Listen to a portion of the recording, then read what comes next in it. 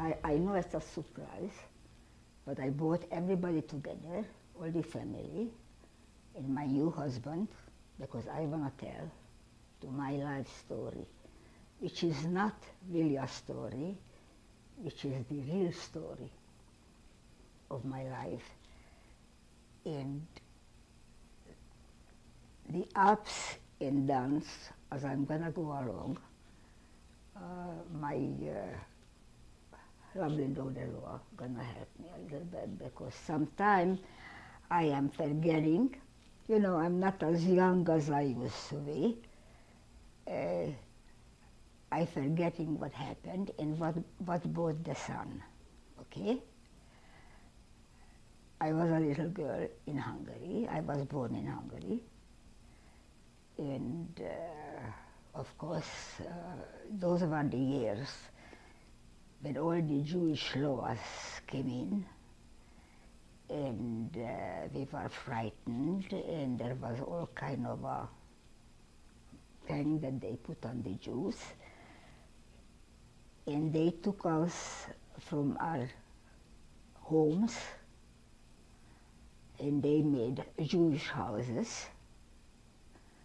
So all the Jews, they were together. So in case they had to get rid of them, all they had to do, just down to the basement. All the Jews were together, and they took us to the ghetto, if you know what the ghetto means. Luckily, my father, who was a First World veteran, he befriended one of the Hungarian high-ranking military, and he promised that you don't have to be afraid, we're gonna put you up, we'll recruit and everything, and that's how it started. We were under the protection of one single person who was watching over us, gave us food, and made sure that the Germans and the Hungarian Nazis did not catch us.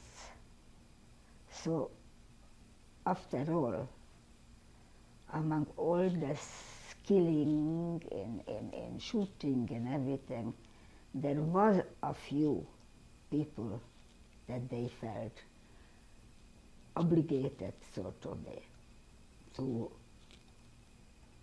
to say something and do something to save a few people. So we were taken out of our family home and put it down in one of those houses where only Jews were living, beside the people who was watching the building, the concierge, if you know what that means. Okay, so my mother was very upset because she was already through an era where they killed the Jews, and wherever they could catch them, they took away belongings and everything. So the Russians started, there was the rumor that the Russians are crossing the river, Danube, and they're gonna come over on side. I was in Pest, and they were already in Buda, which is the other part of Budapest. So, matter of fact, we heard them coming through from basement to basement, through the wall. They came in. Unfortunately, they were not Russians, they were the Ukrainians. And the Ukrainians are collaborated with the Nazis.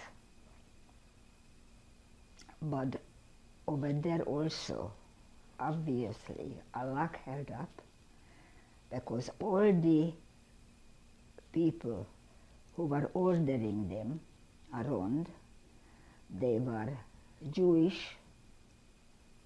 from Moscow, and they were over there above those people. So they were sort of protected us. And I could say that in Russian that I am Jewish, please don't hurt us. One of the Ukrainians said, yes, you are Jewish, and gave us a smack.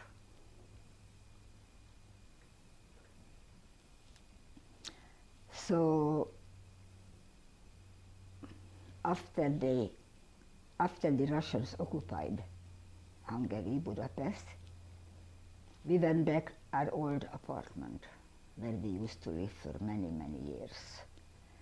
In the other building, there was a Zionist organization that they were preparing to go to Israel. So my mother took me over there and talked them into taking me along.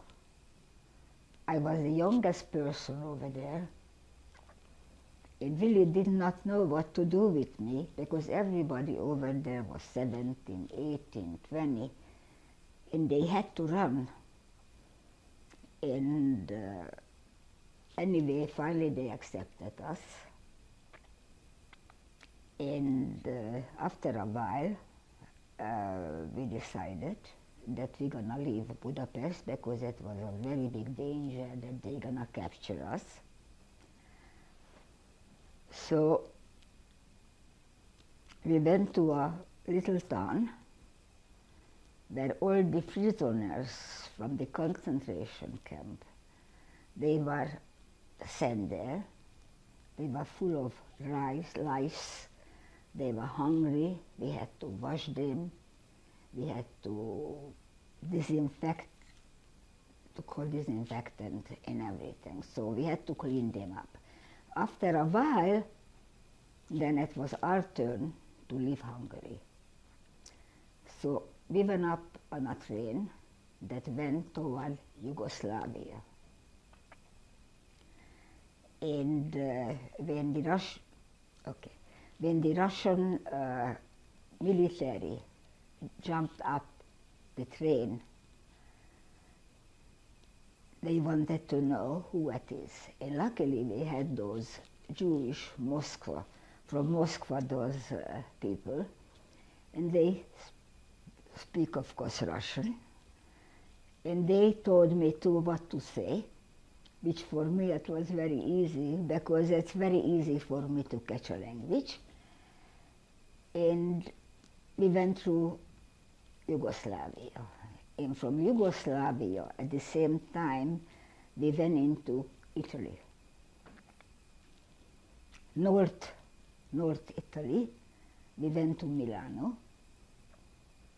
Next to Milano, the son of Mussolini, whose name was Cinzano, had a farm. And they put us up, the Jewish brigade put us up in that farm. And just to tell you that all the Jewish brigade was working together with the Jewish refugees, and they wanted to send us to Israel, of course, which was almost impossible, because Israel was an English mandatum. And they had only given a certain amount of a Jew that they can come to Israel. So our luck held up. They were successful, bought a little fishing boat that was maybe 20 people could be there, and they put up 360 people on that one boat. And we were sleeping, one on the top of the other. That was the distance in between the two beds.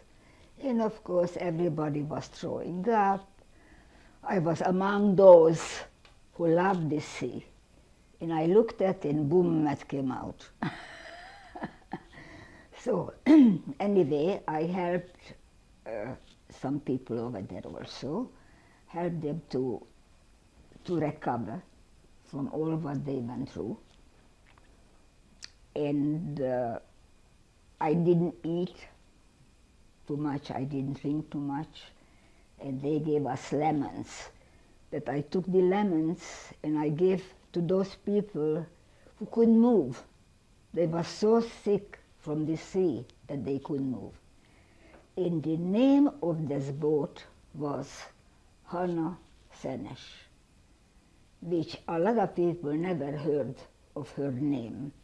But she was an Israeli woman who was dropped down to Hungary,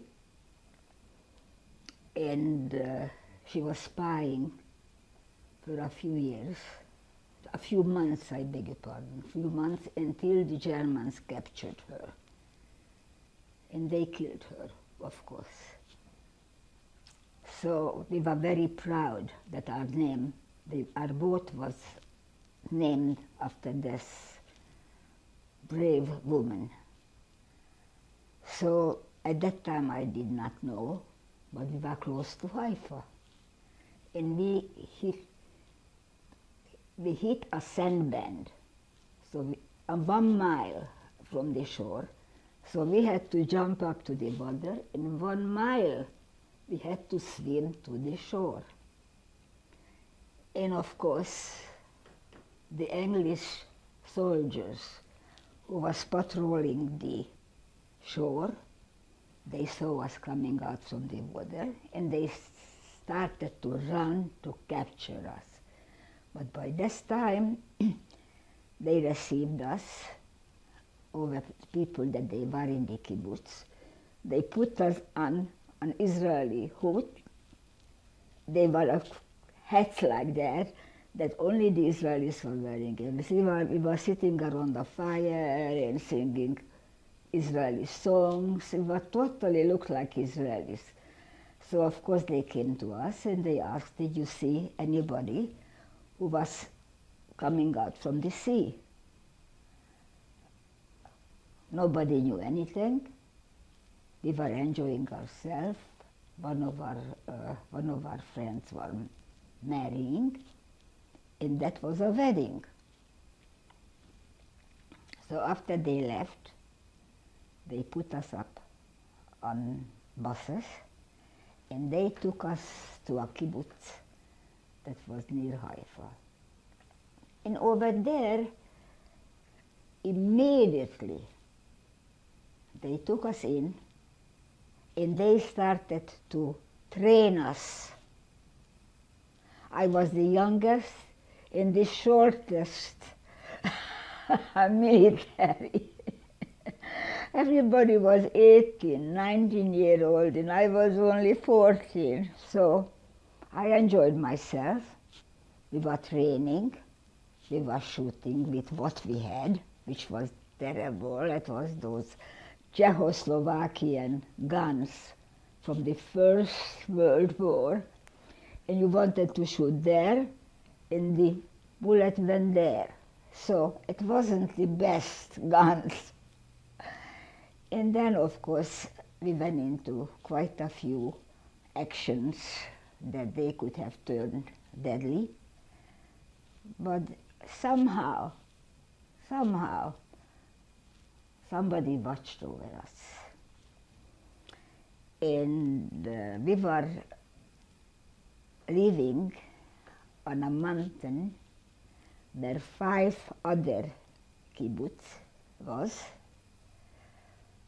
And we were the only people who were military.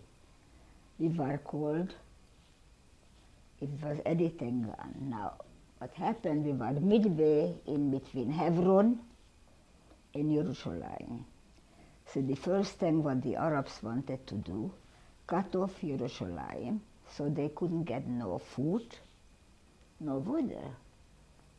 and the situation was already very bad. Matter of fact, from our part of the mountains we sent food, we sent water. The Arabs caught a whole group of young, strong men. They killed them, and they did such atrocities that even just to think about it, I'm starting to cry, which I don't want to. So, but all the time, my only thoughts were that all the Jews are in the world should wake up and see what's going on, which is true, which has happened. So we were in Israel, of course. We were signed in to the military, but at this time it was not an army yet. It was three different armies. Ours were the elite, like the Green Beret. We were having such an extensive training that even today I wouldn't be afraid from a dog. Well, of course, I'm in the Arabs. Anyway, we were fighting, and all of a sudden, the Arabs started to advance, and we were 1,500 people in this area, 1,500 Jews, and they started to kill the Israelis. They had no gun, but they had those machetes. So wherever they could get us, they killed us. So the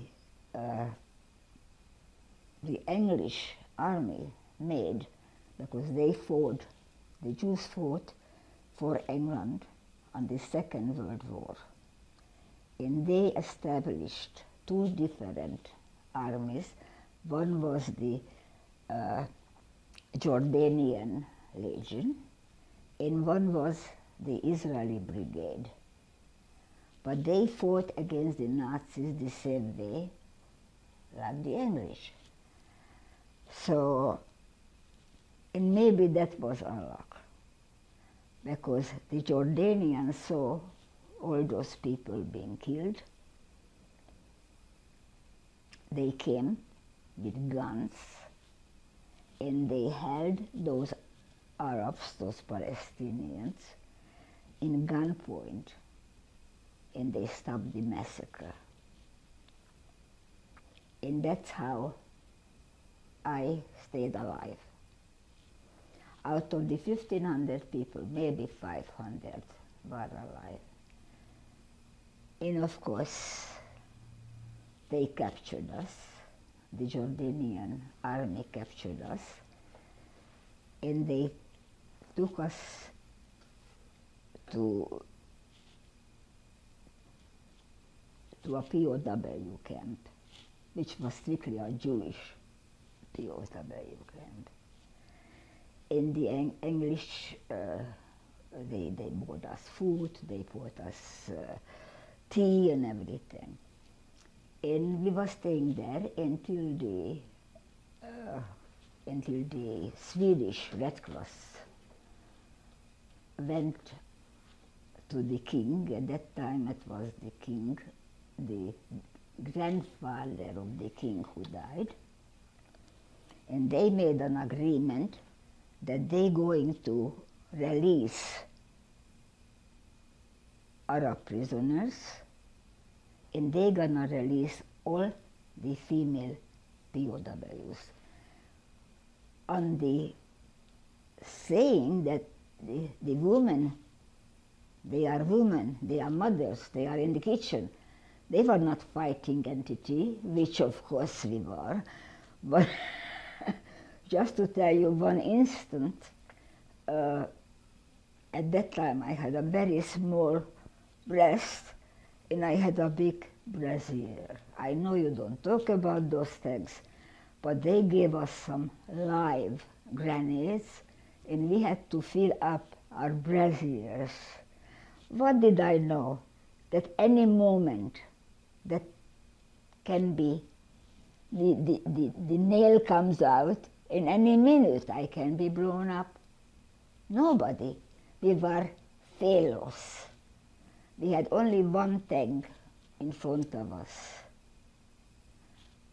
that we should be freed and we should be a country, and the name is Israel. And it has been proven that so many years ago that was a Jewish, an Israeli country. And need I go any further? When I have been in the army, I met a very nice, serious gentleman who asked me to marry him. I was so young. Did I know what a wedding is? Did I know what a marriage is? I didn't, but I said yes. That was really appealing to me, to be a married woman, which I was a young girl. And this married woman was married to this nice young man, 57 years. So nobody can say that we are people who is not loyal to each other. So anyway, then I left the army. My husband also left the army, and we couldn't find work. There was no work to be had. And there was a nice Czechoslovak gentleman there who had a factory. I went there and I told him, I talked him into giving us work, which he did. And then my husband had friends in Australia, my husband had friends in America, and they are all talk to us, go here, come here, go there. You know, they were already went this way. And I did. We went to the American consulate. They didn't even wanted to talk to us because we were officially Israeli and we were not refugees per se. So the only way we could do that, we went to Belgium. And we went over there to the American consulate, where we signed our name and all that, and you know, expressed that we wanted to come here and all that. And they took our name. It was the FBI who investigated us. Yes. And when I spoke to this gentleman, I spoke a little English at that time already, and he looked at me and he said to my husband, Mr. Ezrovics, I don't think that you're going to have any problem with a wife like that in America. And put a big red stamp, admitted, and that was it. They put us up on a military plane where we went down to Iceland, saying that one of the plane, it was a turbo, not you know, what we are flying now. And we were there overnight, and then we went to Israel from there by plane. And then we did everything what we were trained to do. We opened up a factory over here. We worked for somebody else, of course, first. And then we opened up a factory where I excelled, thank God. I excelled in having the feeling for styling, for colors. And that put us already in a good road to become American citizen, in a good tax-paying American citizen. So we were going down to Florida every July because, every winter, every winter we went down to Florida for 2-3 weeks. And we spent a little vacation from the cold winter, and then we went back and we worked the same way. And then one day, my husband fallen in love, my late husband fallen in love in Florida, and he said, let's move to Florida. I said, no way. I'm not gonna leave my beloved New York, my beloved theaters. It was a absolutely big cultural city, and we lived there in the middle of it. We had thank God that we did so well that we bought a townhouse in middle of New York City on East 50th Street, which I decorated, and I did the way it should be, the way I saw my life. And we kept coming to, so we were renting apartments, and then my husband says, why should we rent? Let's buy an apartment. So we bought an apartment in Florida. Oh yeah. And then what happened? We decided, he talked me into moving to Florida. Okay, so we were putting up to sale the building, what we had in New York, and we started to moving down in Florida. Mentally, physically, and unfortunately, 1 month that we were here, my husband started to cough, but very seriously. He went to a doctor, and the doctor said, hey, here is 2 antibiotics and see me Monday. Nobody even thought about to get a good, solid examination. Finally, what happened, he couldn't breathe anymore, so we went to a doctor, and I begged him to take a good look at his lung. And when they did, I said, oh my God, the doctor said, right away go to the hospital and take an X-ray. And that was true. They took an X-ray. By this time, he had already water in his lung. And the first night they kept him there, they took out 2 liters of fluid from his lung, and he kept him there. And unfortunately, after 4 months, he passed away. And then I decided, being that he wanted to be so much in Florida, I gave him the last possible thing that I could give him. He is in Florida now. And then I was terribly lonely. I had no family. I had nobody that if I had a problem to go to. So a friend of mine was working at a site on the computer where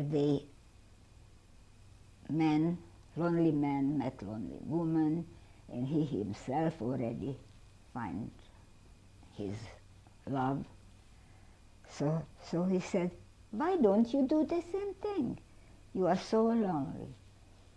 So I started to do that. But my experiences were so disgusting that I said, that's it. I stopped making dates and all that. And all of a sudden my housekeeper says, Eva, don't give up. You never know. And at that point, I spoke to this gentleman, my second husband. We met, and immediately that we met, he took to me, which is very nice. I took to him, but I never thought, I didn't want a new husband. I wanted to have a gentleman, who is a gentleman, to go to eat, go out to the theater, to spend some time with. And when I met him, we were talking about 4 hours on the first meeting. He looks at me, his eyes are open, and he asked, are you looking for somebody? And he said, that's me. So then the joke in between us, it's me. But anyway, I have to tell you that at my latest stage of my life, I'm very happy. I have a wonderful husband. I have a wonderful family. And it couldn't happen any better, even if somebody wrote a book about it. And now I'm here.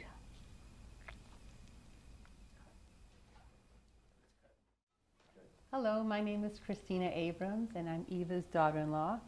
And I'm here to talk about her experiences and to ask her a few questions to follow the story that she just told us. Eva, you told us so much about your life and your experiences, and they're so fascinating. I do have some questions, if you can help clarify. And the first being when you were a prisoner in Jordan, and that was such a difficult time. Can you tell us a little bit more about that experience? How you were provided with food and how the Jordanians treated you? Well, we didn't have too much contact with the Jordanians.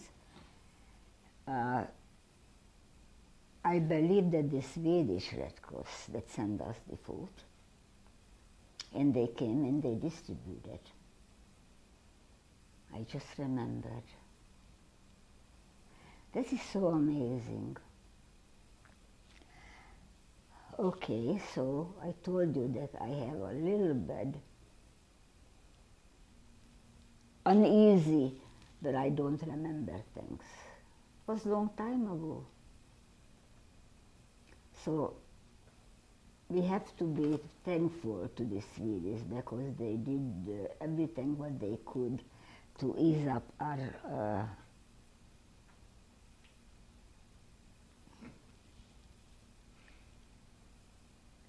sufferings.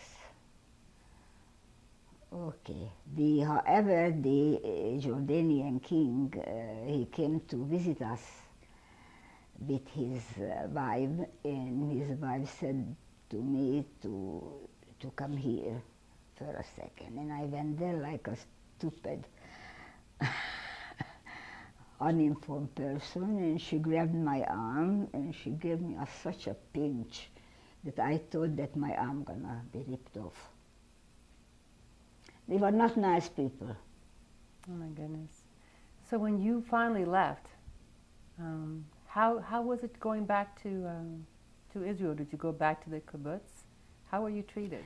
Yes, every year from 1963, every year I went back to Israel in Hungary.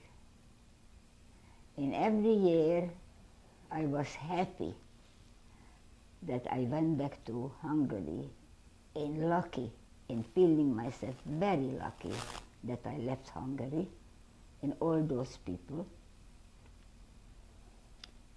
the Hungarians are born anti-Semitic. Not that anywhere else they love the Jews, but especially there. Really? After all you've been through, Eva, you must have been considered a hero to have survived all that you did, and so young. Can you tell us how that was?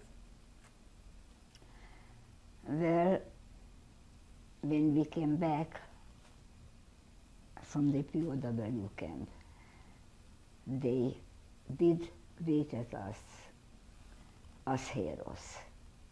Our names were in our newspaper, and there was in the television, on the radio. But you know, it's like over here.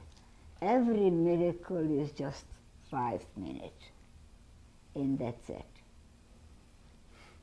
Your 5 minutes in fame. Yeah. So I had my 5 minutes in the fame. But right now, I'm much happier than I ever was in my life. Well, I think you were a hero, and I think that you're being humble by saying it was 5 minutes. I think what you went through was extraordinary. Thank you for seeing this in me.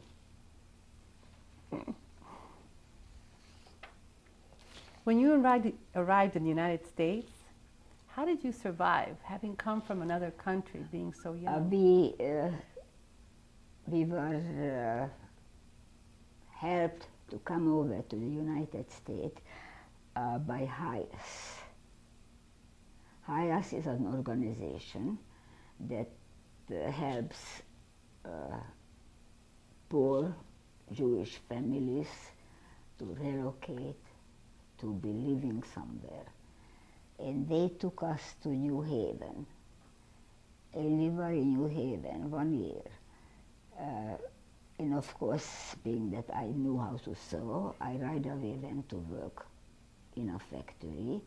My husband knew how to cut, so he went on the same factory and helped to cut the material that we worked on. And at that time, the minimum hourly wage was $1. So in 40 hours you had to work. So we worked 80 hours for less than $70. So it was very, very difficult in very poor surroundings. We rented a little room with kitchen privileges in New Haven, an old lady who owned a home. This is HIAS who helped us to secure that.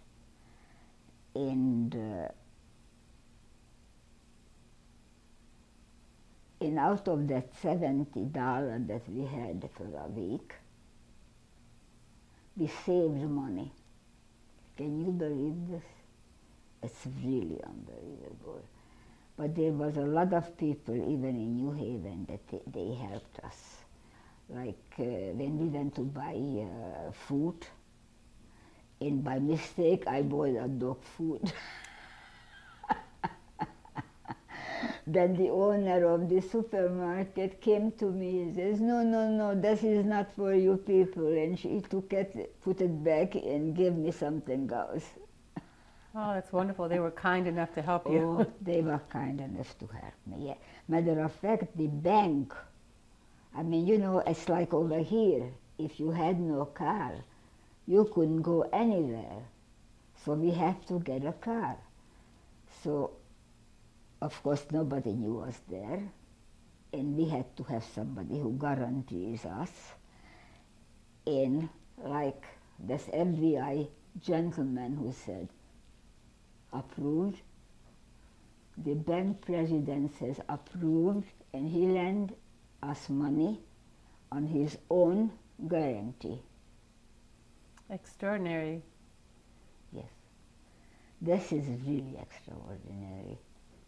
But of course, the car that we bought It was a fort, and after 25 miles, it burst in flames. Oh my goodness. So that was not very lucky choice. No. And then we went back to the Ford distributor, and they said, okay, we're gonna repair the car, it's gonna be like new. He says, I don't want you to repair it. I don't want you to be like new. I want a new car that I bought. And I bought a new car, so I want a new car. And the bank president gave us a lawyer, and he wrote a letter to the president of Ford Motor Company. And that is the only way, and we got a new Ford. I don't know, I said that already to my husband. I don't know what's in me, inside of me, that people are taking to, and I don't even know what this is. How did you go from starting out with struggling as much as you did to building a company as successful as you had with over 100 employees? Well, after a while, we find that $70 was not enough for two people to live in a room where we paid $12 monthly. So we had some friends in New York, and they said, why don't you people come up to New York and see what you can do? But something very, very strange happened to us. We were looking at, we didn't know any English, so we looked in the New York Times where they looked for workers. And as you well know that in English, the sewing is operators. The people who do the sewing, they called operators. But we, a little what we knew, operators, we thought that was surgeons. So we didn't even go to places like that. And then we didn't know there is east and west on the street. And of course, when we started to look for the work into an address, we went to an address. Of course, we didn't go to the right way. We went to east, and the factories were on the west. So we had our own mischiefs. Just to find it. Yeah. So not enough to find a working space, but to find the place. Right. So then, what made you start your own business? I mean, how did you start your own business? Because we saw that if you don't have your own business, you cannot make money. I went to work to a factory where they paid piecework, and of course I was very fast. I made good money, and I had one sewing machine that I bought over from Belgium. Then we bought another one. We rented a small place, maybe 500 square feet, and we started to accept work. We went to places and we asked, do you have any work to give out and all that. We were contractors. And because even when I went to work in a factory, I know it's not nice to say, but the Polacks, the Polish people hated the Hungarians. And being that I worked so fast, they hated me double. So they came to me and says, Eva, slow down. We are piece workers. If you finish fast a garment, then they're gonna reduce the piecework price. And we cannot work so fast like you are. That was one reason that I left this place. And surprise, surprise, the first work that I had in my own factory, I was getting work from the place where I worked. You understand it? That's amazing. I never burned the bridges behind me. And wherever I went, they appreciated our work ethics, which is very important even today. So the company that you started made coats. Yes, right? yes, leather coats. Leather coats. And who did you make the coats for, and how did you build such a business? I made it there. That's a very good question. Who bought it? I made samples and hang it up in the showroom and went to chase after people. There was a system in selling and buying. In New York, the small stores from all over the country, from every single state, they came to New York. They belonged to buying offices, and those buying offices were the ones who took those people to the manufacturers to buy from them. So what you had to do is befriend the buyers, that they should bring to your factory the buyers, the stores. And that's how one, from mouth, how you say that? From hand to mouth? Not hand to mouth, from mouth to mouth. They talking, hey, where did you get this beautiful coat? He says, well, you don't buy from them. And finally what happened, they came up to us, our organization that was taking American manufactured coats, dresses, everything to Paris, and they showed it. That's what the Americans are making. And we started to get all of a sudden orders from France, orders from Japan, orders from the military, the PXS. It was a very interesting life, I must tell you, but very hard, very hard. Why did you decide to close the business and leave the design district? Because, thank heavens, in good time, we started to buy this stock. I went into this and learned. I never knew what is a stock market, a bond market. I never knew that. So I had to learn about it. So I learned about it, and a little bit of the money that I had, I bought some bonds. And at that time you cut coupons and you cash them into the bank, in the bank. So I always said to my husband, late husband, that you see, sweetheart, for that they didn't have to work. For that somebody else worked. And that's how I accumulated portfolio. I told my late husband what is a stock market, what is a bond market. I taught him physically by book. He didn't learn it so fast, but he loved the money that's coming in. So that's how it happened. Well, you accumulated a great deal of wealth, and you became a philanthropist. What inspired you to do that?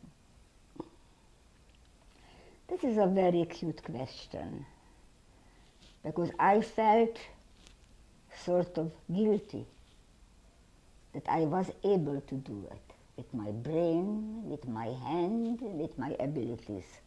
And there were some people who could not do it.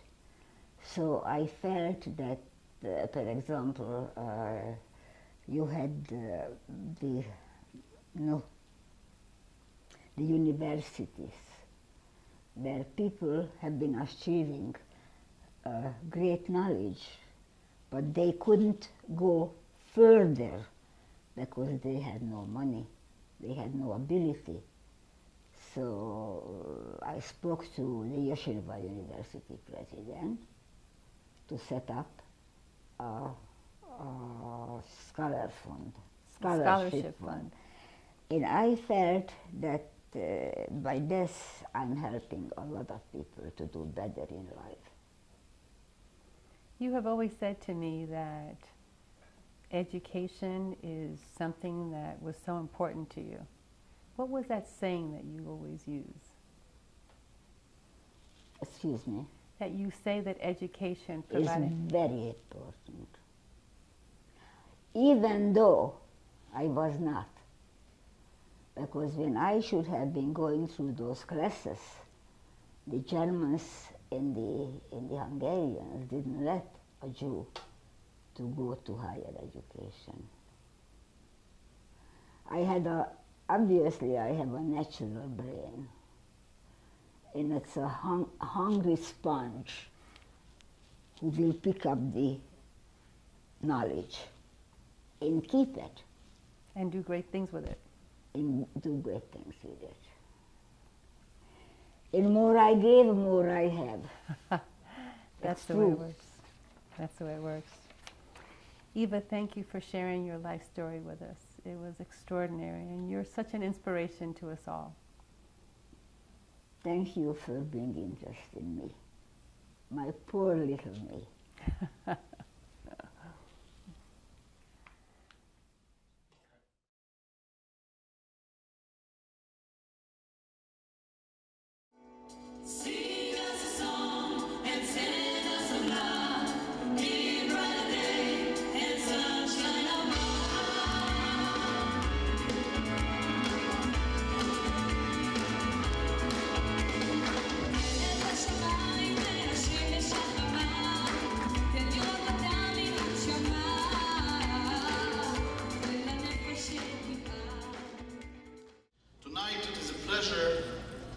For me to honor on behalf of FIDF a woman who embodies that transition that our people has made in 62 years. Eva Ezrovics is a Holocaust survivor. She came to Israel and joined the Palmach. She fought for the establishment and the independence of the State of Israel. She stood with the defenders of Gush Etzion. She was captured and taken prisoner by the Jordanian army, spent 6 months as a prisoner of war, and she's tonight with us. Ladies and gentlemen, Eva Ezrovics.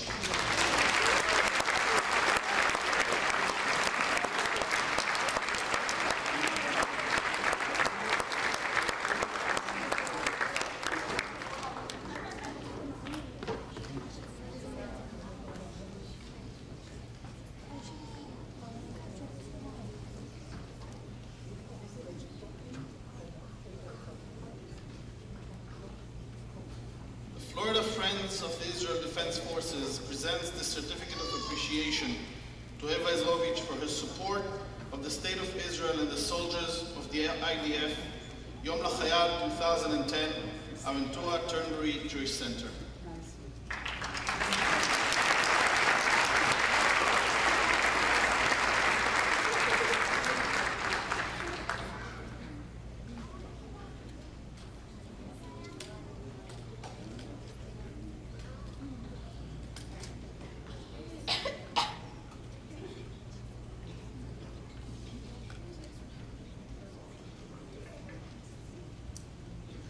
תודה רבה.